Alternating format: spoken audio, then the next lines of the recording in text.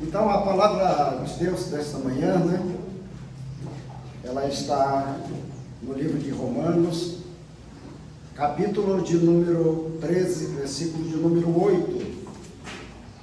Diz assim a palavra do Senhor: não devam nada a ninguém, a não ser o amor de uns pelos outros, pois aquele que ama seu próximo tem cumprido a lei. Pois estes mandamentos: não adulterarás, não matarás, não furtarás, não cobiçarás, e qualquer outro mandamento, todos se resumem neste preceito: ame o seu próximo como a si mesmo. O amor não pratica o mal contra o próximo, portanto o amor é o cumprimento da lei. Façam isto, compreendendo o tempo em que vivemos. Chegou a hora de vocês despertarem do sono, porque agora a nossa salvação está mais próxima do que quando cremos. A noite está quase acabando, o dia logo vem. Portanto, deixemos de lado as obras das trevas e revistamo-nos da armadura da luz. Comportemo-nos com decência como quem age à luz do dia, não em orgias e bebedeiras, não em imoralidade sexual e depravação, não em desavença e inveja. Ao contrário, revistam-se do Senhor Jesus Cristo e não fiquem premeditando como satisfazer os desejos da carne. Amém? Os irmãos podem se assentar. Nós vimos que os louvores aqui, já começaram a falando, deste lugar, para onde nós pretendemos chegar, Nós vimos a abertura da palavra de Deus aqui, que a nossa irmã nos trouxe lá em Apocalipse, do capítulo 21, que fala como vai ser, como é o céu, como vai ser esse lugar maravilhoso, que nada se compara, a tudo que nós já conhecemos de bom nessa terra. Por mais maravilhoso que seja, nada se compara com as maravilhas que lá nós havemos de encontrar. E esta palavra aqui, ela vem falar justamente sobre isso, O tema desta mensagem de hoje, nós vamos falar sobre os 3 degraus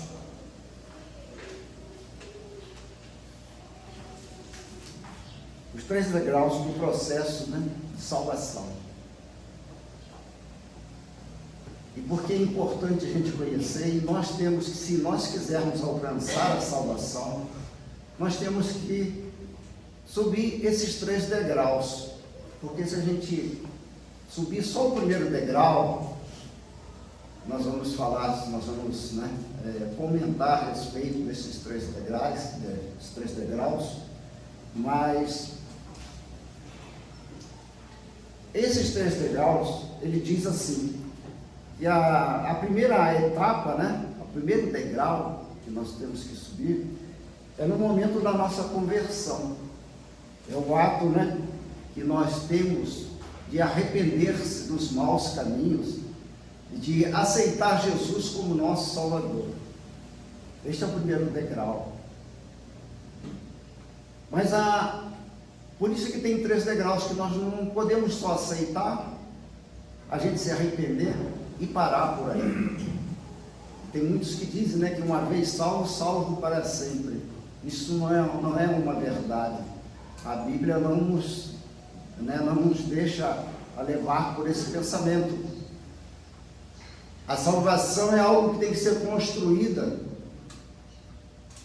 E por isso eu falo de 3 degraus. O segundo degrau que nós temos que subir é o período da transformação que nós temos que passar, O nascer de uma nova criatura, A gente abandonar o velho homem, deixar para trás, matar o velho homem. Esse velho homem deve morrer e agora nós devemos viver em novidade de vida. Este é o segundo degrau.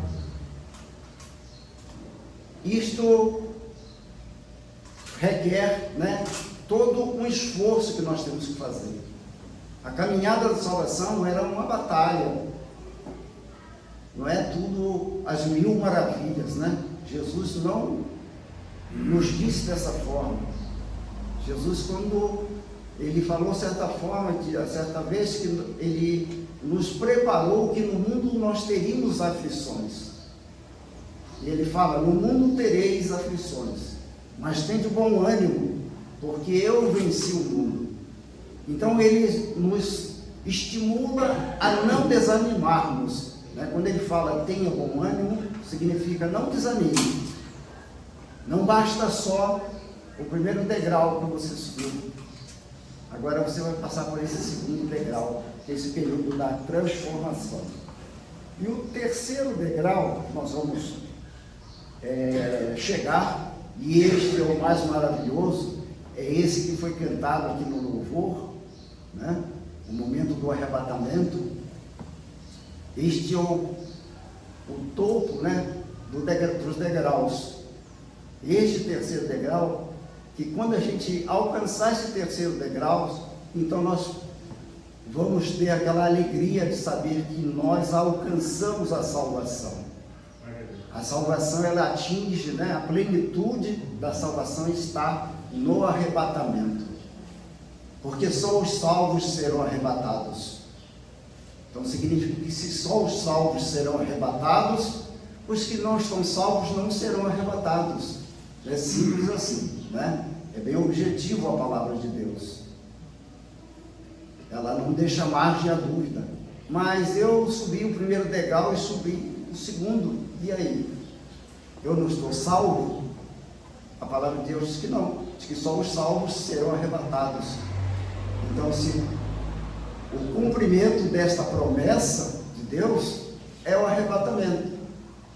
Aquele que não estiver preparado para o arrebatamento não está salvo.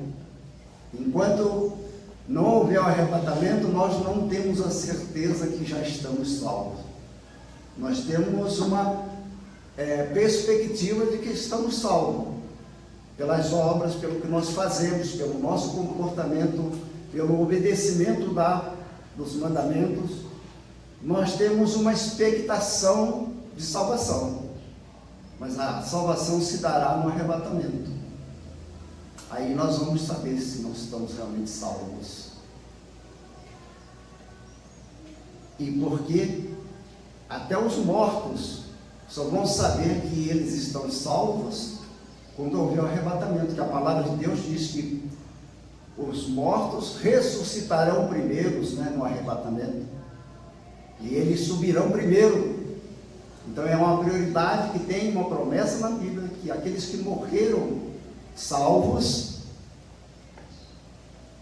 e só Deus sabe quem morreu salvo, esses serão arrebatados primeiros, e nós, os que estivermos vivos, se estivermos vivos no momento do arrebatamento e estivermos salvos, seremos também arrebatados para morar com Cristo, Então nós vamos falar um pouco na primeiro degrau, Nós vamos falar agora sobre cada degrau desse. Nós vamos ver lá em Lucas, no capítulo de número 9,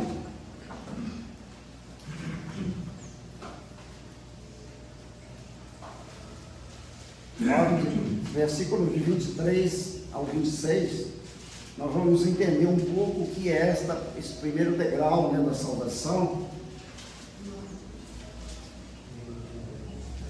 Lucas 9, 23, nos diz assim: Jesus dizia a todos, ele dizia a todos e é para todos nós também, bom? Se alguém quiser acompanhar-me, negue-se a si mesmo, tome diariamente a sua cruz e siga-me, pois quem quiser salvar a sua vida, a perderá, Mas quem perder a sua vida por minha causa, este se salvará. Pois que adianta o homem ganhar o mundo inteiro e perder-se ou destruir a si mesmo? Se alguém se envergonhar de mim e das minhas palavras, o Filho do Homem se envergonhará dele quando vier em sua glória e na glória do Pai e dos santos anjos. Quando ele vier na glória, é quando ele vier para nos levar no arrebatamento. Está falando deste evento do arrebatamento aqui. Então, Jesus aqui fala, dessa primeiro degrau. Nós temos o primeiro degrau, que foi a conversão, foi quando nós aceitamos Jesus em nosso coração como nosso único, suficiente Salvador. Agora, quando nós subimos esse segundo degrau, nós temos que começar a construir agora a nossa salvação.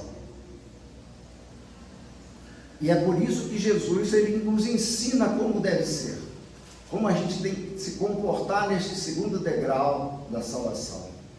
O que nós devemos fazer? Nós temos que agora negar a nós mesmos, a gente renunciar às coisas que a carne tinha prazer. Aquilo que a gente, quando vivia aquela vida mundana, aquilo que nos alegrava, aquilo que nos dava prazer, nós temos agora que neste momento, Jesus está dizendo: você tem que tomar a cruz para seguir. Tomar a cruz significa esse sacrifício, de você abrir mão dessas coisas. Você tem que abandonar essas práticas pecaminosas, se quiser subir para o terceiro degrau. Então Jesus está dizendo aqui, dessa forma, alguém que quiser acompanhar-me, negue-se a si mesmo, tome diariamente a sua cruz. E não é fazer uma vez, hoje eu vou fazer, o que isso está dizendo? Eu vou cumprir essa parte. Hoje eu vou fazer coisa errada. Aí quando é amanhã, ele está lá fazendo de novo. Então, ele não negou, ele não renunciou a essa prática pecaminosa. Então, Jesus diz que tem que ser diariamente. É um comportamento diário que nós temos que agora assimilar. Nós temos que viver dessa forma, viver para Cristo. O nosso alvo tem que ser o arrebatamento, tem que ser a salvação da alma. Muitas das vezes as pessoas pensam, e às vezes não entendem bem, mas salvar do quê? Mas salvação do quê que está se falando, É a salvação de não irmos para um lugar ruim, que o inferno é um lugar ruim. O inferno não é um lugar bom. Se ele fosse um lugar bom, o diabo não colocaria tantos atrativos para que as pessoas fossem para o inferno. O diabo não coloca nenhuma coisa de ruim para aqueles que ainda não se decidiram pela salvação. O diabo só oferece coisas maravilhosas. E o interessante é que tudo que o diabo oferece, tudo é pago, tudo é caro, não é mesmo? Toda a prática do pecado custa dinheiro. Os vícios custam dinheiro, Pessoas que perdem fortunas de dinheiro, jogam tudo para consumo de drogas. Pessoas que gastam com farras, com orgias, com prostituição, com bebidas, tudo é caro. Então, o caminho para o inferno, tudo custa. Ao passo que para o céu, tudo é gratuito, é graça. É tudo pela graça de Deus.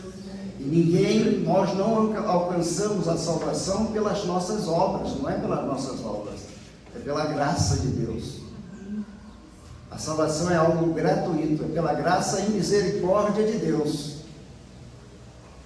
Pelo sacrifício que Deus fez, enviando o Filho dele, para que nós tivéssemos uma opção de nos safar do inferno. Esta opção que Deus mandou, né, está lá em João 3,16, né, que diz que Deus amou o mundo de tal maneira, né, que enviou o seu Filho unigênito para que todo aquele que nele crer não pereça, mas tenha a vida eterna. Agora imagina o sacrifício de um pai oferecer o seu filho em sacrifício em prol da humanidade, né? Não tem obra nenhuma que possa pagar isso. Por mais que nós façamos aqui, nós não estamos fazendo nada. Por isso que a salvação não é pelas obras, para que a glória não venha sobre nós. A glória tem que ser de Deus. A glória tem que ser de Jesus Cristo. É Ele que fez o sacrifício, Ele que morreu, Ele que derramou o sangue, para que nós tivéssemos nossos pecados remidos.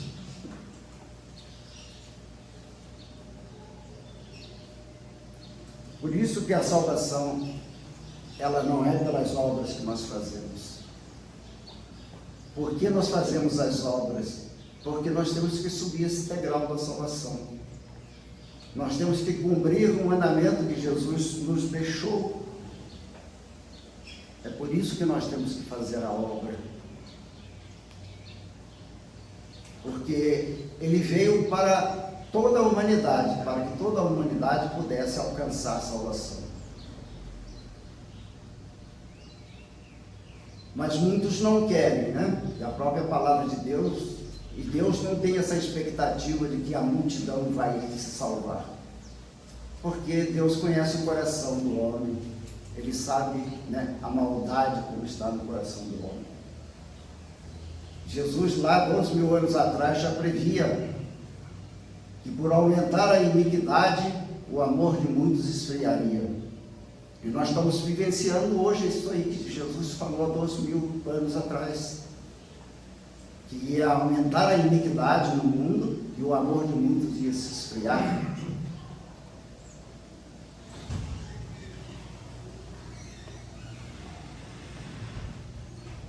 E ele falou também que o fim não virá, ele não virá antes de que venha a apostasia. Ou seja, antes dele voltar, vai haver, né, uma progressão da apostasia na humanidade. O que é apostasia, né? Apostatar-se da fé é a pessoa deixar de acreditar em Deus. A pessoa deixa de tudo aquilo que ele vai em determinada caminhada, ele sobe até o segundo degrau da salvação. Ele está ali por muitos anos já no segundo degrau, construindo a salvação dele, né, pregando o Evangelho. Em determinada situação, ele se perde, ele cai em adultério, ele abandona tudo e ele vai viver uma vida diferente. Nós vemos isso aí diariamente acontecer. Pessoas que outrora estavam ali pregando a palavra de Deus. Eu conheço pastores que estavam dirigindo igrejas e apostataram-se da fé. Abandonou tudo, largou o ministério, largou até a família, se juntou com outra mulher e está vivendo essa vida. E isso estava predito já, né?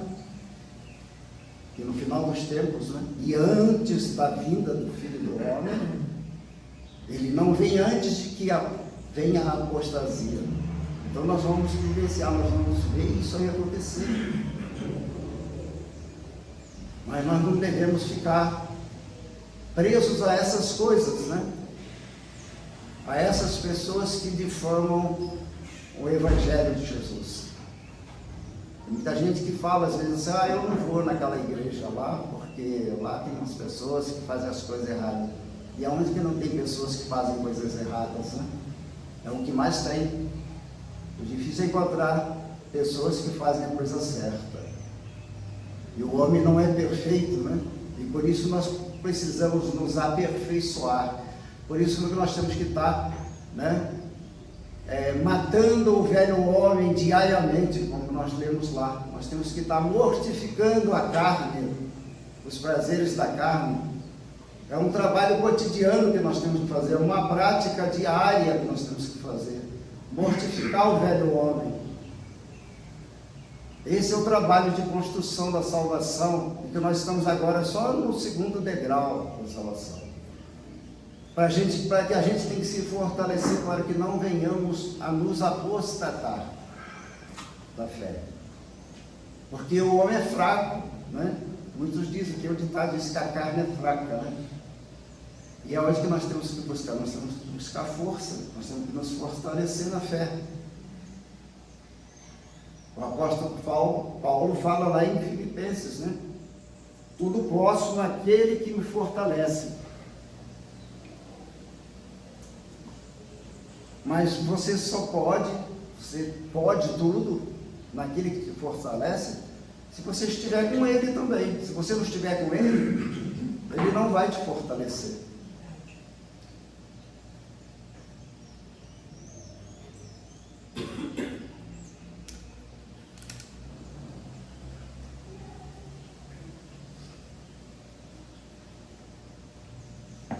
Então nós vemos lá em Efésios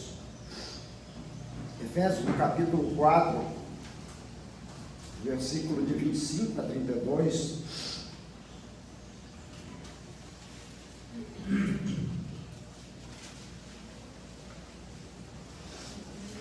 diz assim: portanto, cada um de vocês deve abandonar a mentira e falar a verdade ao seu próximo, pois todos somos membros de um mesmo corpo.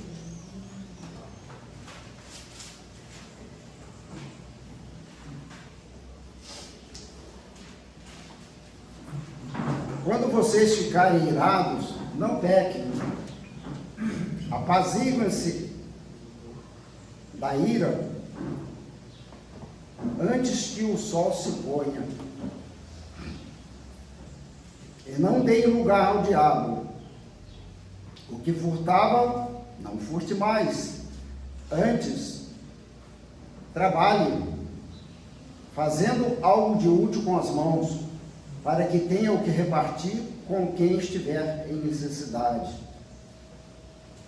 Nenhuma palavra torpe saia da boca de vocês, mas apenas a que for útil para edificar os outros, conforme a necessidade, para que conceda graça aos que a ouvem. Não entristeçam o Espírito Santo de Deus, com o qual vocês foram selados para o dia da redenção. Livrem-se de toda amargura, indignação e ira, gritaria e calúnia, bem como de toda maldade. Sejam bondosos e compassivos uns para com os outros, perdoando-se mutuamente, assim como Deus os perdoou em Cristo. Esse é o comportamento que Jesus espera de cada um de nós. Ele fala para cada um de vocês devem abandonar, é cada um de nós, né? Não é só para alguns, é todos aqueles que querem, todos aqueles que estão no segundo degrau da salvação. É esses que estão querendo alcançar o arrebatamento, que querem ser alcançados pelo arrebatamento, né? Porque nós seremos arrancados, a igreja será arrancada daqui. Arrebatamento significa um arrancamento brusco, né? Vai ser algo assim instantâneo, imediato, numa rapidez, relâmpago, né? Vai ser algo muito maravilhoso e lindo. Mais lindo ainda se nós estivermos no meio desse arrancamento, né? Isso vai ser o mais lindo ainda. Então aqui nós temos o que nós devemos fazer. Se nós pecarmos, aqui diz que não espere que o sol se ponha, ou seja, não espere que o dia termine, para que você venha se arrepender e pedir perdão daquilo que você fez de errado. Nós temos que, diariamente, nós pecamos. Todos pecam diariamente, e muitas vezes, não é uma vez só. Mas ele diz que nós devemos estar pedindo o perdão, né? Se arrepender, não basta só pedir o perdão, tem que arrepender-se. Tem que ser o arrependimento genuíno. Porque pedir perdão só da boca para fora, só para confortar a pessoa que você está consolando, isto não basta. Não basta. A pessoa primeiramente tem que se arrepender, para depois pedir o perdão. Porque senão de nada vale o perdão. Muitas vezes, até para agradar o cônjuge, né, as pessoas, né? Bom, você me perdoa, eu não vou fazer mais isso. Mas é só para confortar o cônjuge. Mas na verdade ele está pedindo ali, mas amanhã ele vai voltar às escondidas fazendo, porque o cônjuge não está vendo, mas Deus está vendo.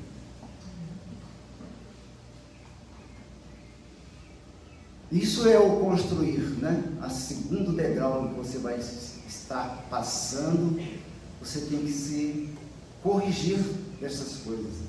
Consertar esse corpo pecaminoso. Nós temos que consertar esse corpo, porque esse corpo ele estava destruído até o momento que a gente se converteu. A gente estava vivendo num mundo muito contaminado com o pecado e com a efervescência do inferno, né? O diabo operando, porque a palavra de Deus diz que este mundo jaz no maligno. O que governa este mundo aqui que nós estamos, né, o que está imperando aqui, é o diabo. É ele que está imperando. E ele vai imperar até que ele seja preso, né? A palavra de Deus diz que um dia, quando começar antes do milênio, ele será aprisionado, né? Mas isso né, nós temos ainda muito tempo pela frente para a gente conviver com as tentações do diabo em nossas vidas. E nós não temos outro meio, nós temos que conviver aqui neste mundo, dessa forma. Nós temos que pregar o Evangelho no meio deste mundo que está pecaminoso mesmo. E até sabendo que nós ainda estamos num corpo que vive em pecado, mas que nós temos que lutar para abandonar essas práticas do pecado. Nós temos uma tendência pecaminosa, mas nós temos que nos livrar da prática pecaminosa, o máximo, com todo o esforço que a gente puder, de todo o nosso coração, com todo o nosso empenho, com toda a nossa alma, a gente lutar para se livrar das práticas do pecado, porque o pecado, ele está em nosso corpo. Nós vivemos sob a influência dele. Nós temos que tentar fugir dessa influência, dessas tentações diárias.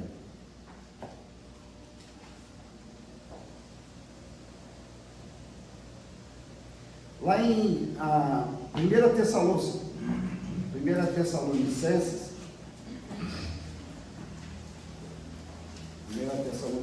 capítulo 4,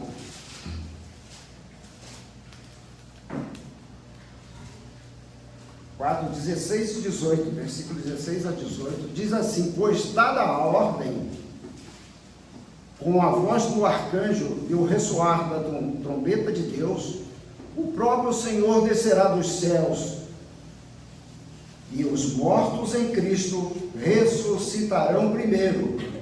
Depois nós, os vivos, os que estivermos vivos, seremos arrebatados com eles nas nuvens para o encontro com o Senhor nos ares. E assim estaremos com o Senhor para sempre. Console-se uns aos outros com esta palavra. Então nós temos aqui, a palavra está dizendo, né, que nós temos que nos consolar uns com os outros com esta palavra, que este momento acontecerá. Isto é líquido e certo que vai acontecer. Nós temos que nos consolar uns aos outros, enquanto nós estamos naquele segundo degrau da construção da salvação. Nós temos que nos reforçar, buscar forças para melhorarmos este corpo, para que este corpo seja arrancado daqui no arrebatamento. Glória a Deus. É para isso que a palavra está dizendo, que nós devemos, nós igrejas, quando eu falo nós, é nós igrejas. Igreja o que é? É o conjunto de nós corpos que formam a igreja. A igreja não é só o prédio. É o conjunto dos membros da igreja, que cada membro dentro de um corpo, ele tem uma função, assim é no corpo físico, assim também é no corpo da igreja. O corpo da igreja, cada membro tem que estimular o outro, né? E cada membro do nosso corpo, ele depende de um outro membro, né? Para nos facilitar alguma coisa. Para a gente colocar o nosso alimento na boca, nós dependemos da mão, para pegar no garfo. Não é mesmo? Para colocar a comida na boca. Assim também a igreja deve viver. Uns ajudando os outros, uns aprendendo com os outros. Não é porque eu estou aqui na frente que eu estou ensinando nada a ninguém. Pelo contrário, eu estou aqui, eu estou aprendendo porque eu estou exercitando a palavra de Deus. Então eu estou aqui para aprender também. Eu sou um membro deste corpo da igreja. E eu espero que cada um dos irmãos também me ajude nos momentos das minhas fraquezas, nos momentos que eles estão vendo alguma coisa que isso aí pode me prejudicar, eu não ser arrebatado. Ô irmão, toma cuidado com isso aí que você falou, não é mesmo? Eu espero isso aí, esse feedback, esse retorno dos irmãos. E cada irmão tem que esperar isso de cada um. É a igreja se ajudando mutuamente, um membro ajudando o outro membro. Ou eu estou com uma coceira nas costas, quem que vai coçar? Né? É a ponta do dedo que tem que ir lá, não é mesmo? Então o corpo tem essa necessidade, a igreja tem necessidade às vezes de, né? Ela sente algum comichão em algum lugar, né? Alguma dor em algum lugar, algum irmão está doente. Se algum irmão está doente, né? A igreja tem que orar. A igreja tem que estar sempre orando. E o orar tem que ser sem cessar. A palavra de Deus diz que nós devemos orar sem cessar. É a todo momento. Estamos caminhando, estamos conversando com alguém, estamos trabalhando, nós devemos estar sempre orando. Nós estamos dirigindo, e como que nós temos que orar, né, quando estamos dirigindo? Com esse trânsito louco que está nos dias de hoje.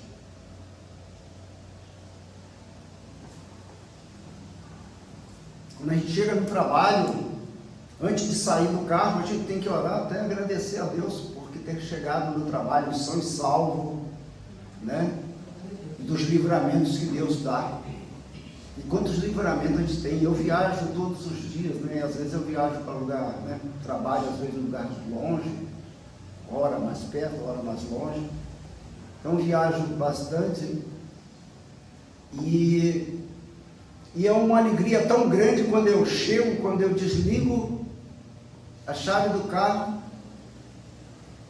E às vezes eu passei por alguns perigos, né? E Deus deu um livramento. E é muito bom agradecer a Deus por ter chegado ali. E Deus ter te livrado dos livramentos. Tem muito livramento que Deus dá que você nem viu. Você nem viu. Outro dia eu estava descendo numa serra e estava descendo, eu estava subindo a serra e um caminhão estava descendo, um caminhão carregado de lenha.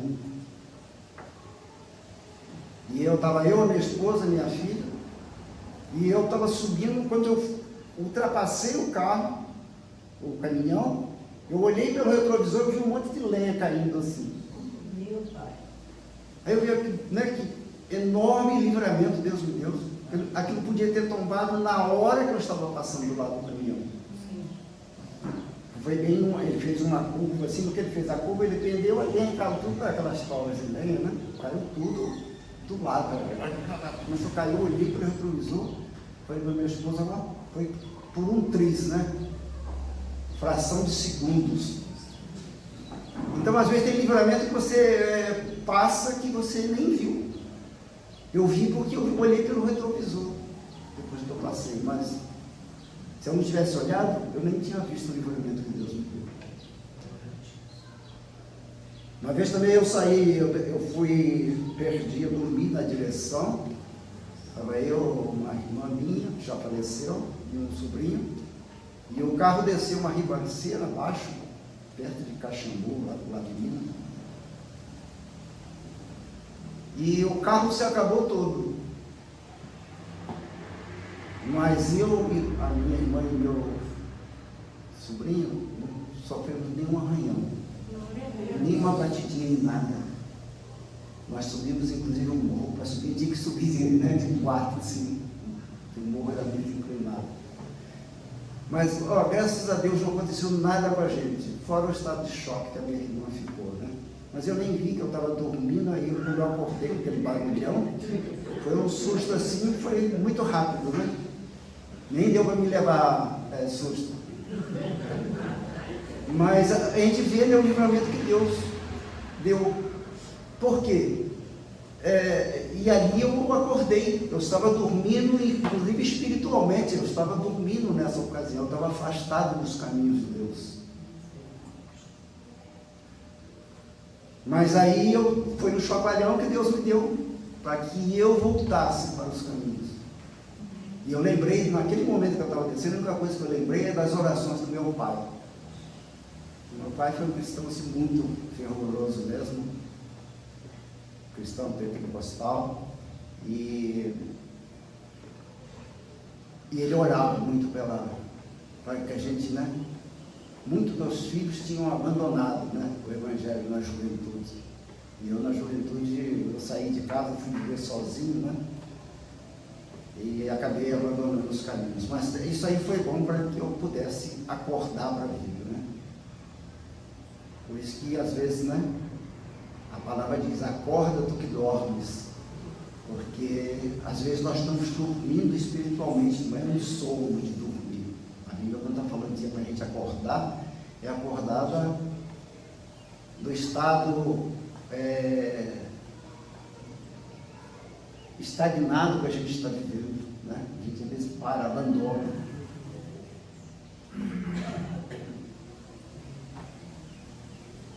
Mas Deus é maravilhoso, né? Ele nos dá essa oportunidade para que a gente permaneça nele. E quando a gente está com ele, ou ele tem ainda, né? Ele conhece o coração do homem e ele sabe, Deus sabe até aqueles que vão se salvar. Ele sabe, porque ele conhece todo o coração. Ele é onipresente, ele é onipotente e onisciente. Então, como ele conhece cada coração, ele sabe até os que vão se perder, os que vão se salvar. Até por isso que talvez ele tenha escolhido, Jesus tenha escolhido Judas, né? Porque um tinha que trair ele, né? Para que ele fosse para a cruz. E talvez, né?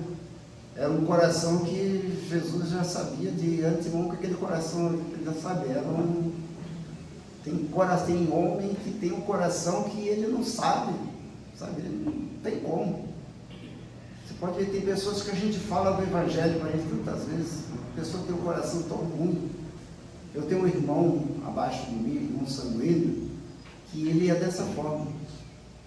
Ele não gosta que fala nem do evangelho, ele não me fala essas coisas que eu não gosto.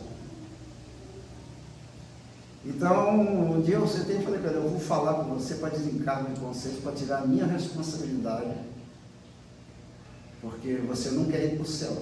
Que isso aí não tem, morreu, acabou tudo. Ele fala assim. Mas, e não tem jeito, né? Sabe? Aí eu falei, abri mão. Não adianta ele ficar insistindo, né? Você fala uma, duas vezes, três vezes, a pessoa não quer mais. A palavra diz que aí você começar a insistir mais, é como você jogar pérola aos porcos. Né? A palavra de Deus é algo tão precioso, é uma joia tão preciosa, que ela é considerada como pérola. Então, se você ficar insistindo muito, falando com quem não quer, para quem de antemão já está, aí tem que deixar. Se for da vontade de Deus, Deus achar que ele vai ser salvo, uma hora ele vai se arrepender, né? E tem muitas vezes que é duro assim por um tempo, mas de repente ele acorda, né? Ele está morto e começa a viver. Por isso que a palavra de Deus diz que, né, que a palavra de Deus é assim, né? Que ainda que esteja morto, viverá, né?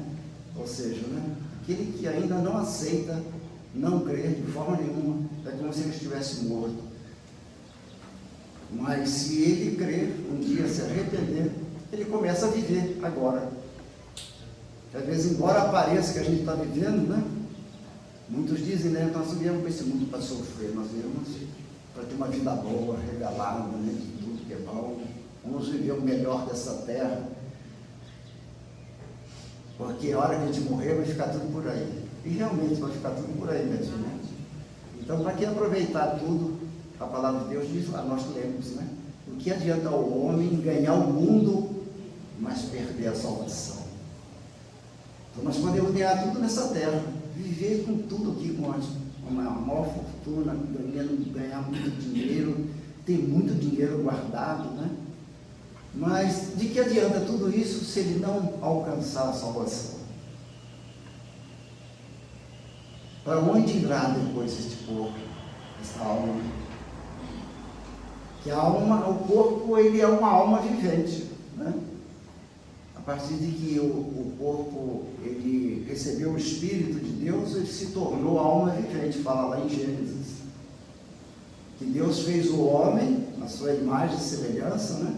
Ele fez o homem do barro, ele fez um boneco de barro. Esse boneco, ele era inanimado, não tinha movimento. Antes que aí Deus soprou nas narinas desse boneco, desse homem, e ele se tornou alma vivente, ou seja, ele adquiriu vida, começou a viver.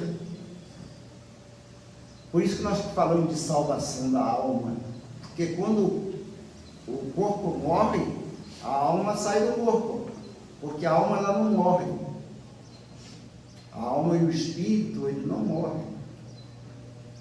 É por isso que os mortos ressuscitarão. O corpo que estava morto vai ressuscitar no arrebatamento, vai ressuscitar num corpo, mas é um outro corpo. E a alma vai se juntar a esse corpo e ele vai se tornar em movimento novamente. E diz que os mortos serão ressuscitados num corpo, agora num corpo glorificado como o corpo de Cristo. Porque a alma que estava viva agora, ele entrou nesse corpo. E aí agora está sendo salvo essa alma, com esse corpo glorificado. É um pouco difícil às vezes de entender as pessoas que, né, não leu a Bíblia ainda, não, né, está tendo às vezes os primeiros contatos. Aí por isso eu explico assim um pouquinho mais detalhado, porque se a gente fala, né, é a salvação da alma, tal, e as pessoas às vezes não entendem. Mas eu vou morrer, depois eu vou, né? Meu irmão fala assim, vai tudo para o mesmo lugar? O corpo vai tudo para o mesmo lugar, né? Vai tudo para a terra, que do pó veio, né? Ao pó voltará o corpo.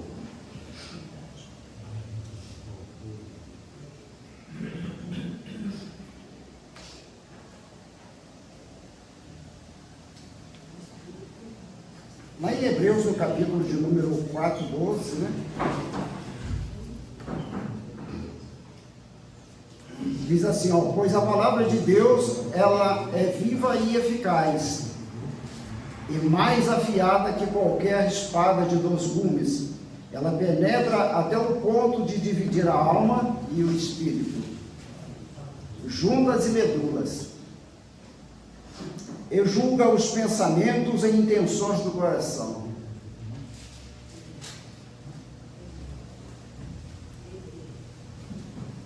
Você vê o poder da palavra de Deus, né? O poder da palavra de Deus, ela tem um poder de penetrar e até de dividir, né, o espírito da alma. E juntas e medula, né? Porque a medula, o que é? A medula é né, aquela camada que fica sobre o osso, né? Para você dividir, tirar aquela pele entre o osso e a medula, diz que a palavra é tão poderosa que ela penetra até na divisão da junta, né, da medula com o osso. Tão poderosa é a palavra e eficaz naquela época. Diz que a palavra de Deus, ela nunca volta vazia, né? Ela sempre cumpre um propósito. E se nós aqui estamos hoje falando sobre isso, né? Deus tem um propósito neste dia de hoje, né? Para que nós estejamos aqui e que nós venhamos tomar um conhecimento do que é o desejo de Deus para a humanidade, o que é o desejo de Deus para a igreja, né, dele. Jesus, ele, depois que a pessoa, né, sobe o primeiro degrau da salvação, Jesus passa a ter uma preocupação com a igreja dele. Ele cuida, né, desse povo dele que se arrependeu, se converteu. Jesus tem uma preocupação, por isso ele passa todas essas advertências para a igreja. É uma advertência, a palavra de Deus ela é uma advertência para a gente, para aqueles que já estão em Cristo Jesus. Ela pode não ter valor, mas para aqueles que não acreditam em Deus, aqueles que já se apostataram, ela não tem mais esse poder para aquelas pessoas. Mas Jesus tem sempre uma preocupação com a igreja.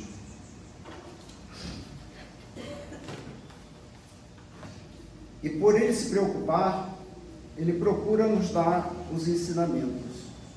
E para isso ele deixou os apóstolos, né?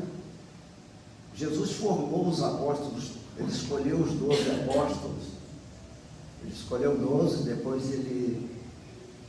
um se perdeu, né? Que foi Judas, e ficou 11. E depois que ele foi assunto aos céus, ele chamou mais um para ser apóstolo, para formar os 12 novamente. Embora Mateus, né, no livro de Mateus, aliás, no livro de Atos dos Apóstolos, no capítulo 1, o apóstolo Pedro, ele acha por bem eles eleger um apóstolo para substituir Judas. Mas esse não foi o 12º apóstolo, que foi uma eleição feita por homens. E os apóstolos têm que ser escolhidos, foram escolhidos por Jesus Cristo. E o homem tem essa tendência, mas o apóstolo Pedro, ele era um homem assim um pouco teimoso, né? Meio, diz a palavra de Deus que ele era meio rústico, né? Meio duro de coração. Então ele se antecipou um pouco, porque Jesus havia falado, né? Fique em Jerusalém, até que do alto sejais revestido de poder. Então era para ele ficar em Jerusalém, buscando, esperando que o Espírito Santo viria sobre a igreja. Essa foi a ordem que Jesus deu. Jesus não tinha dado ordem para ele escolher apóstolo. Até por isso, né, a palavra de Deus me leva a entender desta forma, que foi uma decisão precipitada dentro de Pedro de escolher o 12º apóstolo. Tanto isso nos confirma a palavra, que depois Jesus chama Paulo, né? Escolhe Paulo como apóstolo para os gentios, aí sim nomeado por Jesus Cristo. E para ser apóstolos tinha que andar com Jesus Cristo, tem que ter vivido com Jesus Cristo. Paulo não tinha andado com Jesus Cristo, mas Paulo, ele é arrebatado aos céus, Jesus arrebata ele e ele vai aprender direto com Jesus nos céus, para ele ser formado como apóstolo. Então completou-se os 12 apóstolos novamente, né? Que Jesus, né, ele queria que os apóstolos. E hoje nós vivemos na doutrina dos apóstolos.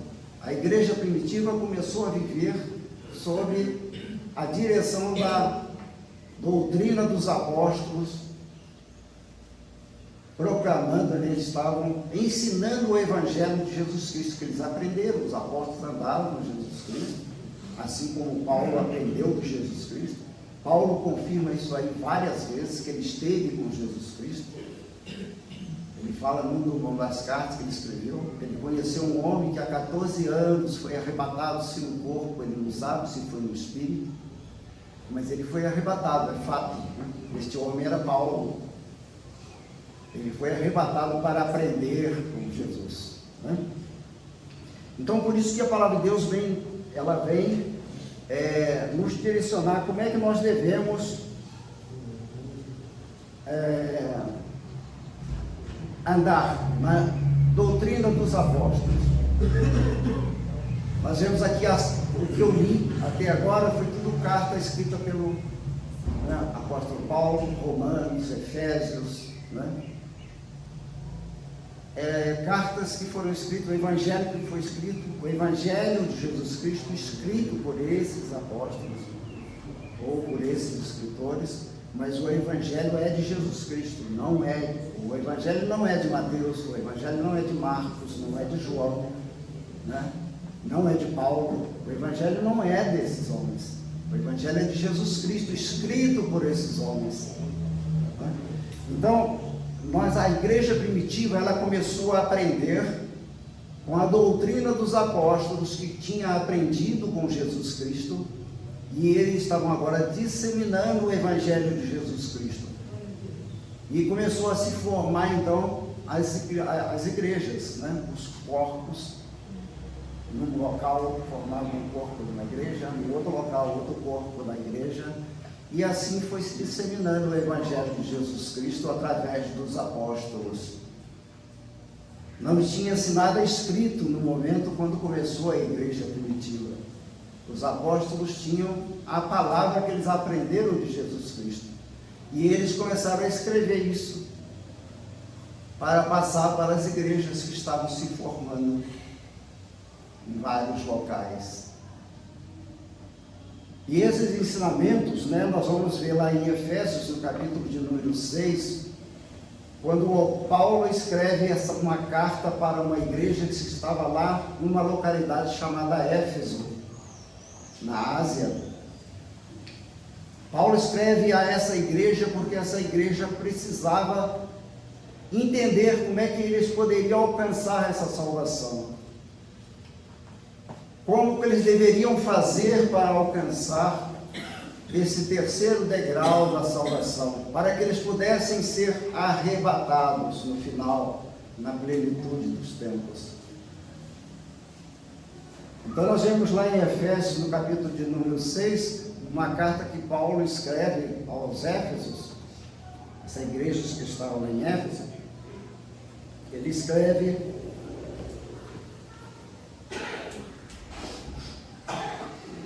porque os apóstolos, eles estavam preocupados também com a formação, com a preparação da igreja. Eles estavam preocupados com a salvação das pessoas, não apenas com o crescimento da igreja.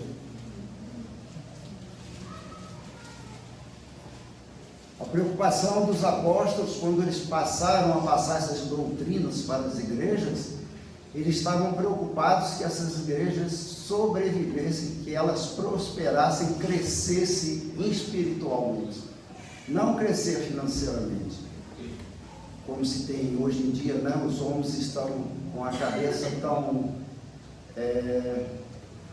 eu diria,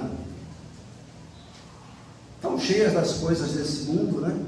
Que eles estão preocupados hoje com o crescimento da igreja, não espiritual mais, mas com o crescimento financeiro. Lamentavelmente está dessa forma, os dias que nós estamos vivendo. Mas tudo isso foi predito, né, por Deus.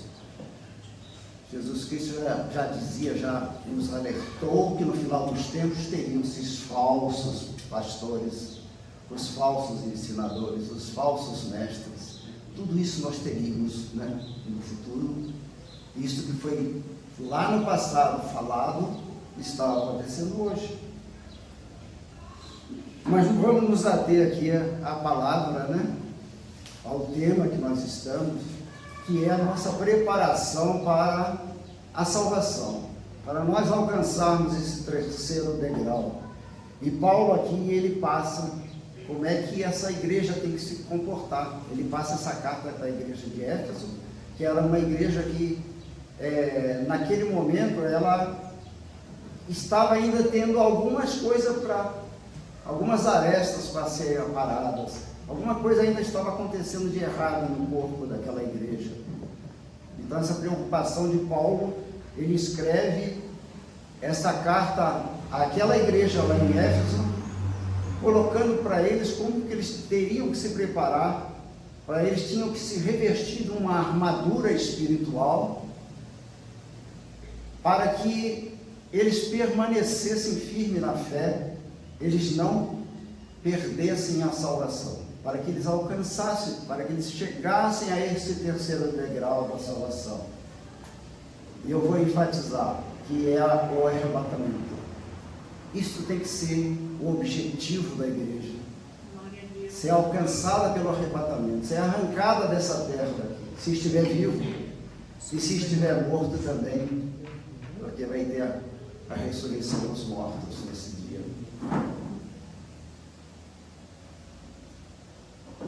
Então ele fala lá em Éfeso 6, no versículo de número 10, que tem assim por título na minha Bíblia, está escrito assim, a armadura de Deus.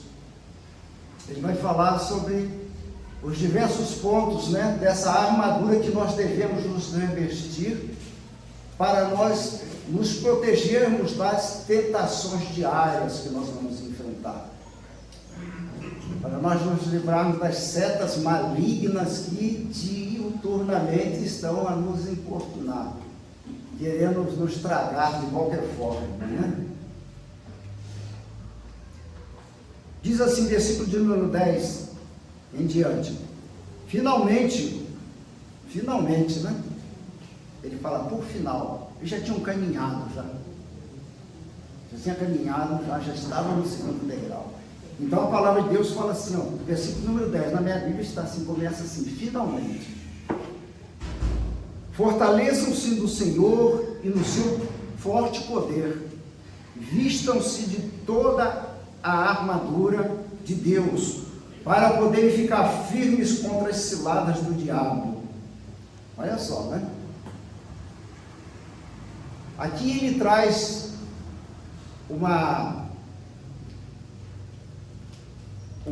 traça um paralelo de uma batalha, de um exército, né, que está numa batalha. E esse soldado, o que ele tem que fazer? Ele tem que se vestir de uma armadura, né? Eles têm um capacete, eles têm a espada, não é mesmo? Eles têm, até os sapatos são especiais, né? Biqueira de aço e tudo mais. Então, esta é a armadura para enfrentar numa guerra. O soldado tem que estar preparado dessa forma. Então, aqui ele traça assim, faz uma simbologia que a igreja, e cada um de nós, como igreja, nós devemos nos revestir dessa armadura. Porque se nós não estivermos revestidos com uma armadura, nós vamos perecer. Nós não vamos conseguir atravessar, nós não vamos conseguir subir esse degrau. E aqui, sempre quando eu falo em degrau, eu imagino assim, um degrau muito alto, que é uma dificuldade, você tem que esticar muito a sua perna para poder alcançar, né, de um degrau para o outro. Muito difícil. Então aqui Paulo está colocando aqui para essa igreja de Éfeso, que eles devem se preparar para uma guerra espiritual, que eles como cristãos vão estar sempre diuturnamente enfrentando. E como que eles têm que se preparar? Ele fala primeiramente, né? Ele dá essas palavras iniciais como é que ele vai, e depois ele vai preparando esse povo, né? Porque ele compara aqui como se fosse, né, o cristão, ele se preparando para que ele estaria dentro de uma guerra. Ele vai entrar em uma guerra espiritual, e esta guerra não é da carne contra o sangue. A palavra de Deus diz que não é como se fosse uma guerra contra o sangue, como é uma guerra de um exército enfrentando uma nação contra outra. Aqui não. Nós estamos, quando a gente se converte, a gente se torna um cristão, a gente está nesse segundo degrau. Nós estamos, agora vamos enfrentar uma batalha espiritual. E essa batalha, sozinho nós não vamos batalhar ela. Quem vai batalhar ela junto com a gente é o Espírito Santo. Por isso que quando Jesus ascendeu aos céus, ele falou: eu vou, mas eu enviarei um outro Consolador. Porque ele sabia que sozinho a gente não ia conseguir vencer essa batalha espiritual que nós iríamos enfrentar. Porque o inimigo, ele está furioso. Quando a gente se entrega, a gente faz essa escolha de um novo caminho, a gente se converte, a gente deixa de fazer as coisas que agradavam ao diabo e agora a gente deixou de fazer, isso desagrada ao diabo. Ele fica furioso e ele vai lutar com tudo que ele puder para tentar te trazer de volta para ele. Por isso é uma batalha espiritual.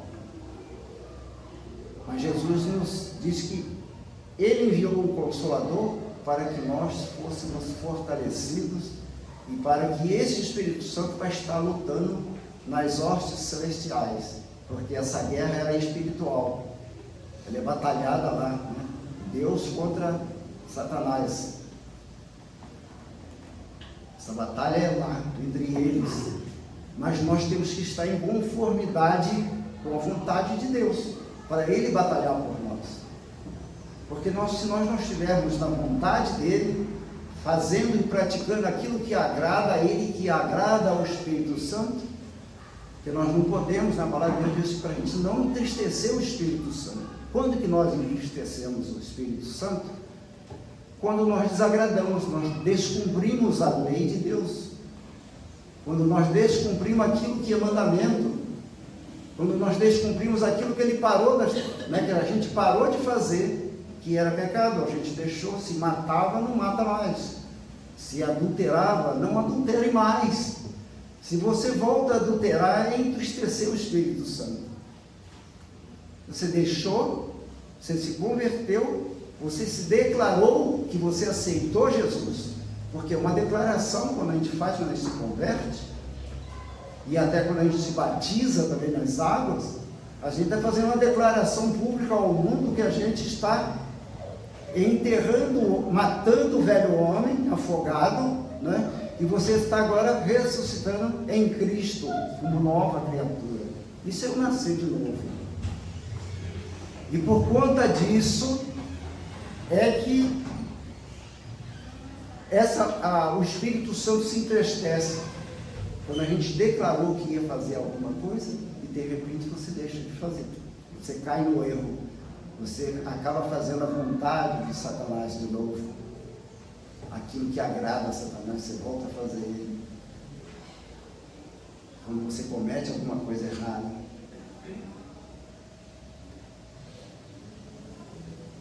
Porque lá em Gálatas, no capítulo 5, de número, versículo 22, né? Gálatas 5, 22, lá começa a falar os frutos do Espírito Santo que você tem que começar a produzir quando você está no segundo degrau da salvação.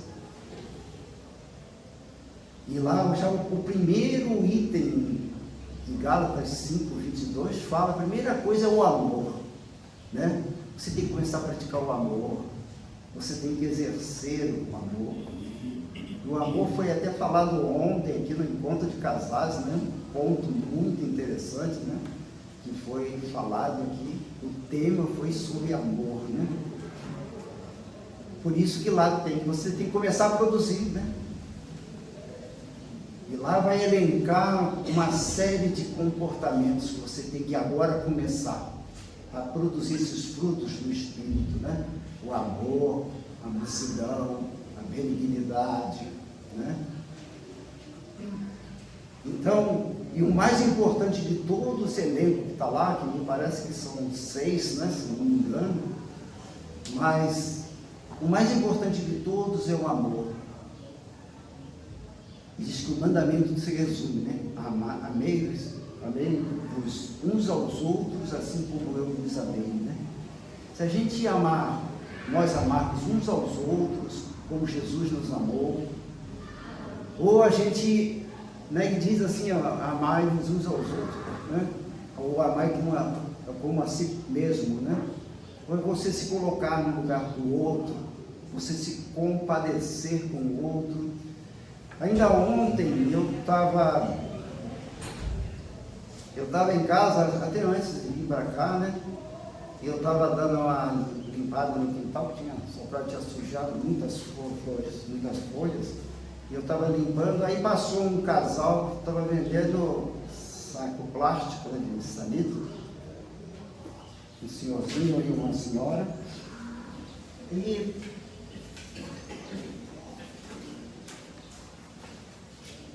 ele pegou, antes até de oferecer, né, o saquinho que ele estava vendendo, ele falou assim: você não tem uma coisa para me comer, eu estou com uma fome, eu tenho diabetes, e eu estou caminhando aqui, mas estou com muita dificuldade. Aí ele levantou a luz assim e mostrou para mim que estava uma cicatriz assim, ele estava com a bolsa do lado, né? Ele estava com sonda, e ele falou: estou andando com muita dificuldade, ele disse: mas eu preciso vender aqui, que eu preciso voltar a fazer uma segunda cirurgia, e eu estou devendo as contas de luz. Contou a vida dele ali em poucos segundos. E aquilo, sabe, eu me coloquei no lugar dele, assim, eu fiquei, né, me dá aquela dor tão grande. E aí ele falou assim: você não tem alguma coisa para comer? Eu falei: não, tem sim, eu falei: se eu tomar café, você come pão, o que você... Não, pode ser qualquer coisa que você tiver. Aí eu deixei lá, fechei a torneira lá, que eu estava na beirada do canteiro, assim, tinha sujado de terra. Aí eu entrei lá dentro, preparei o café dele, mas falou: o que foi? Eu falei: não, estou preparando um café que a pessoa quer comer lá. Aí eu peguei pão lá, eu tinha pão lá, passei manteiga dentro, levei 2 pão, 2 cafés, 2 copos de café, peguei para ele. Nossa, eu vi nos olhos dele assim, saiu lágrimas, ele chorou na hora de beber. Ele estava com uma fome tão grande. E eu fico pensando às vezes quando pessoas às vezes não se compadecem, né, das pessoas. E aí eu falei assim: quantos saquinhos você tem aí para vender? Ele falou: tem uns 4. Eu falei: então me dá os 4. Eu dei os 4, eu dei o dinheiro para ele. Aí ele terminou de tomar um café e tal. Aí ele saiu. Aí quando ele saiu, eu fui olhando, ele estava mancando, ele foi mancando, estava andando com uma dificuldade tremenda. A esposa dele ia na frente, parou no portão na frente. Aí eu olhei assim, eu falei: puxa vida, eu esqueci do negócio. Ele me falou que ele estava precisando pagar as contas de água e de luz, né? Aí eu fui correndo lá dentro, peguei mais dinheiro lá, né? Eu peguei uma quantidade boa, peguei e levei. Aí eu chamei ele e falei: espera aí. Ele estava já no terceiro portão. Eu levei lá, né? Dei o dinheiro para ele, né? Nossa, ele faltou um pouco ajoelhar no chão, sabe? Eu falei: não, agradeça a Deus, né? Que você encontrou uma pessoa que se compadeceu de você, né? Agradeça a Deus, não é a mim não. E eu penso assim, né? As pessoas têm que, a gente se colocar no lugar do outro é um pouco difícil, né? É muito difícil, mas a gente tem que procurar de todas as formas a gente amar o próximo como se fosse a nós mesmos. E é assim que é o mandamento, né?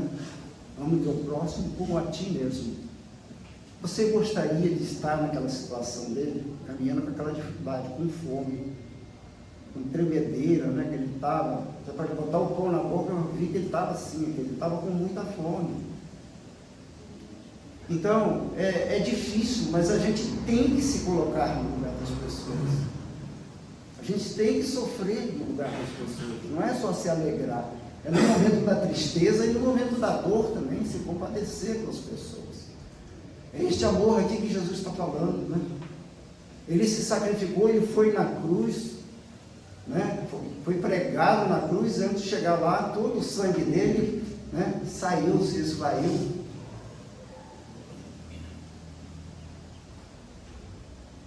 Agora, ele pede para que a gente ame o próximo como ele nos amou.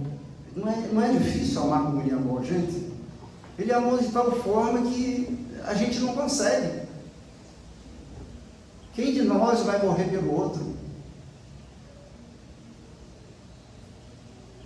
Até pelo um filho nosso, acho que é muito difícil, aquele que, né, vai dar a vida, talvez até pelo filho. Né? Alguns dão, mas talvez nem todos. A maioria talvez não vai todo. Eu não. É difícil, mas a gente tem que realmente pensarmos em Cristo. Pensar que o que a gente está fazendo não é sacrifício nenhum. A gente passar por esse segundo degrau aqui da salvação, se abstendo de tantas coisas, né? Renunciando a tantas coisas. Por que renunciar? Porque vai valer a pena, porque nós não vamos nunca conseguir pagar o que Jesus fez por nós. Mas por quê? Né? Por isso nós estamos na dispensação da graça. Porque é por graça que nós vamos alcançar a salvação, não é pelas obras que nós vamos praticar. Mas não é com o coração duro, com o coração endurecido, com o coração, né, mesquinho, com o coração sem compaixão, é que nós vamos alcançar, que essa graça vai nos alcançar. Nós só vamos poder ser agraciados se a gente nos aproximar um pouco da bondade de Cristo. Nós temos que fazer um pouquinho, pelo menos, né? E o muito que a gente vai fazer vai representar muito pouquinho, porque é impagável o que Jesus fez por nós. Não tem o que pagar. Eu vou continuar lendo aqui sobre a armadura, isso aqui é importante para a gente poder nos fortalecer, tá? Versículo de número 12. Pois a nossa luta não é contra seres humanos, mas contra os poderes e autoridades, contra os dominadores deste mundo de trevas, contra as forças espirituais do mal nas regiões celestiais, né? É o que eu tinha falado. A nossa batalha não é aqui de um contra o outro, de homem contra homem. Essa aqui nós estamos falando de uma batalha espiritual. E essa batalha ela é nas regiões celestiais. Por isso que lá nós não temos poder nenhum para fazer nada. O que nós podemos fazer para contribuir é com a nossa bondade, para nós alcançarmos essa graça que está sendo feita por nós, por essa batalha espiritual que está sendo lutada por nós nas regiões celestiais. É por esta batalha que nós temos que fazer esse pequeno sacrifício que é nos renunciar dessas coisas desse mundo, renunciar das coisas erradas, procurar fazer as coisas certas, procurar fazer Gálatas 5:22, produzir os frutos do Espírito, fazer o que está lá. Se a gente, como cristão, pegar só esse versículo 22 de Gálatas 5, a gente já está sendo um cristão verdadeiro. Basta seguir esses 6 tópicos que vão estar aí. Nós vamos estar praticando as obras de um cristão. Produzir esses frutos aí, não é fácil não, irmãos. Eu sei que não é fácil. Mas nós temos que ter esse objetivo. Esse tem que ser a nossa meta. Amém. Nossa meta tem que ser essa: praticar os frutos do Espírito, para poder chegar no terceiro degrau. Versículo, só para terminar aqui, a hora já se faz um pouquinho, já passado. versículo número 13 em diante, diz: por isso, vistam toda a armadura de Deus, para que possam resistir no dia mau e permanecer inabaláveis, depois de terem feito tudo, né? Depois de terem feito tudo, revista-se, né? Depois de terem feito tudo que está lá no versículo 22 de Gálatas 5, depois de ter feito tudo isso, né? Ele fala: assim mantenham-se firmes, cingindo-se com o cinto da verdade. O que é o cinto da verdade? É a palavra de Deus. A verdade é a palavra. Jesus disse: eu sou o caminho, a verdade e a vida, e ninguém vai ao Pai senão por mim ou por Ele, né? Então Ele é a verdade, Ele é a palavra. Nós temos que se vestir da palavra, buscar, né, conhecimento dentro da palavra. Vestido-se a couraça da justiça, né? O que é a couraça da justiça? É o Espírito Santo em nós. Nós temos que nos vestir do Espírito Santo. Nós temos que ter o Espírito Santo habitando em nós. Nós temos que propiciar para que o Espírito Santo habite em nós. De que forma? Praticando versículo de número 22, Gálatas 5. O Espírito Santo vai se agradar e Ele vai habitar em você. Tendo os pés calçados com a prontidão do Evangelho da paz, né? Que a palavra de Deus, que ela é luz e lâmpada para os nossos pés, né? Nós só vamos caminhar bem, pisar nos lugares certos, se nós temos o conhecimento da palavra. Ela é a nossa luz, ela é o nosso guia, que nos dá a direção por onde nós devemos pisar, por onde devemos caminhar. Então, nós temos que revestir do calçado, né? Tendo os pés calçados com a prontidão do Evangelho da paz. Além disso, usem o escudo da fé, com o qual vocês poderão apagar todas as setas inflamadas do maligno. O que é, né? O escudo da fé. Na guerra, a gente sabe, o soldado ele tem um escudo que é para se defender antigamente das setas, né? Das flechas, né? Hoje eles têm escudo, hoje é colete à prova de bala, né? Esse é o escudo, aqui ele fala da fé. O que é isso? Você tem que estar revestido do Espírito Santo, que as setas malignas que diariamente vão estar tentando te atingir, não, você vai se defender, com o Espírito Santo vai estar na sua defesa. Esse é o escudo da fé.